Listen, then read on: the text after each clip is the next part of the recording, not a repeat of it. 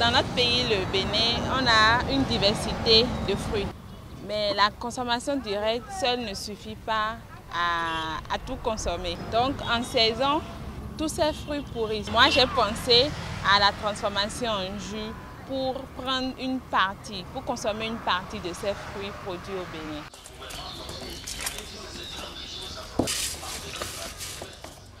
Je suis partie de Saint-Méfran de Baobab. J'ai fait la première production. Les gens ont apprécié, les gens ont même acheté, mes proches ont acheté pour pouvoir m'encourager à évoluer. Et c'est de là, de petite production, on est passé à la grande production.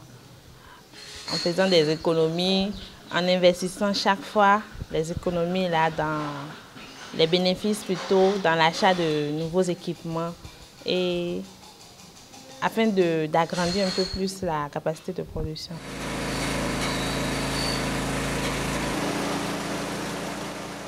Avec la demande, on a voulu innover un peu, vu que les jus purs, tout le monde le fait, et puis on en a, surtout l'ananas, les jus d'ananas, c'est plein au Bénin.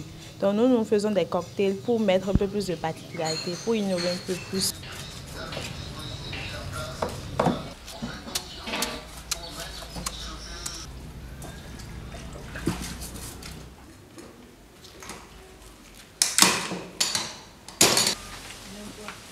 Au début, on a commencé avec elle comme ça. Quand on a commencé, les conditions dans lesquelles on a commencé étaient un peu plus difficiles que maintenant. Donc, sur ce plan, il y a eu beaucoup d'évolution. Elle a perfectionné ses outils de travail qui nous a permis d'aller un peu plus rapidement dans la production des jus de fruits. Il y avait assez de commandes, mais on n'arrivait pas à tout fournir.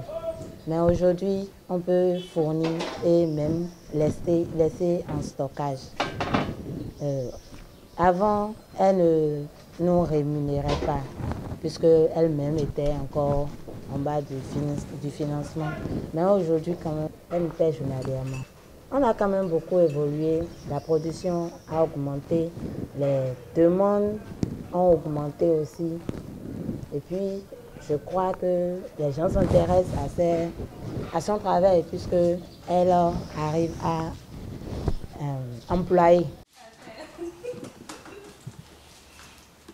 Au début de cette activité, on n'y croyait vraiment pas parce qu'il y avait beaucoup de producteurs déjà sur le marché, en fait, dans la commercialisation des jus de fruits. Donc c'est bien après qu'elle a vraiment su montrer qu'elle pouvait se faire une différence sur ce marché avec sa détermination et surtout par la qualité de ses produits. Par exemple, chez nous, on fait des cocktails de jus de fruits. Et on utilise beaucoup plus la saveur citronnelle. Vous ne retrouverez pas cela sur le marché. Bon, en fait, au début, on était les seuls à le faire. Dans l'entrepreneuriat agroalimentaire, il y a vraiment de l'avenir. Mais ceux qui y vont faire l'entrepreneuriat agroalimentaire, c'est ceux qui sont courageux. Ceux qui ne se découragent pas, parce que ce n'est pas facile, surtout les débuts. Trois grands conseils à mes frères qui aspirent à l'entrepreneuriat agroalimentaire. C'est d'abord avoir une idée de base qui vous appartient. Ne pas copier ce que les autres font déjà. Ajouter une touche particulière, innover un peu et ne pas se décourager même si ça ne va pas.